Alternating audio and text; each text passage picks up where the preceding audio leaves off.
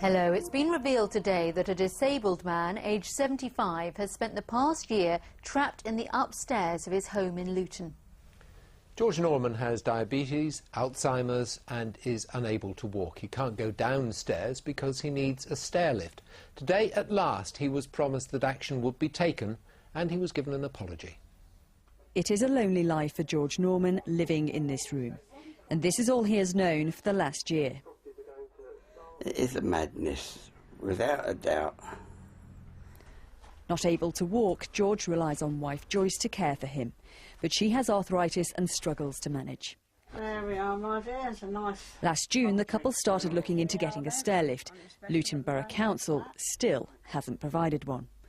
George has only been downstairs a handful of times, with help from family and friends. But essentially, he is trapped here. Mainly, the television is his company. Monotonous. Yeah, definitely monotonous. You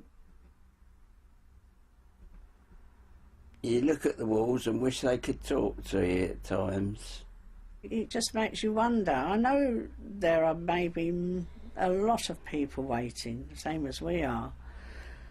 And you think, well, what are the council doing about it? Why aren't they doing these jobs? It just doesn't make sense to me. The council has apologised and said it was trying to coordinate fitting the stair lift with improvements to the couple's bathroom. We are here, the work's going to be done. It's taken a bit of time, but the demand on our service has gone up 35% in the last year. It is increasingly pressurised area, and unfortunately there is a degree of waiting because of that pressure. Work is due to start in 2 weeks. Until then, this is where George will remain, left to wonder why this situation has been allowed to go on for so long. Jo Black, BBC Look East. It's been another day of widespread disruption on the region's rail network. There was a skeleton service on the line into Liverpool Street and no services at all on branch lines operated by National Express East Anglia.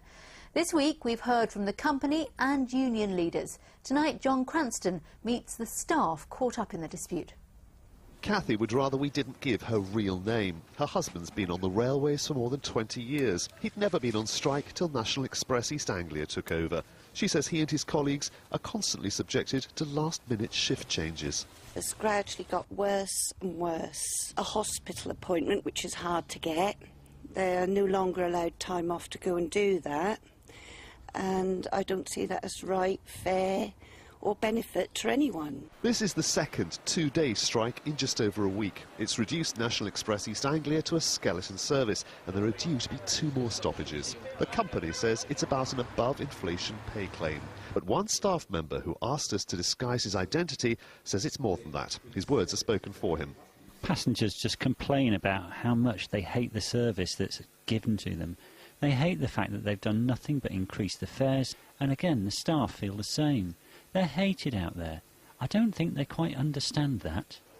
He claims new ticket barriers mean conductors are actually losing money because they now sell fewer tickets, from which they received a cut, but they're still under pressure from the company. When guards first pass out, all they're told is safety, safety, safety. After that, the company starts monitoring your takings, and if you start dipping below a target, they say what's going wrong, and what our actual job is there to do is to protect the passengers. Kathy's sorry for the travellers affected and sorry to lose 8 days' pay coming into the house.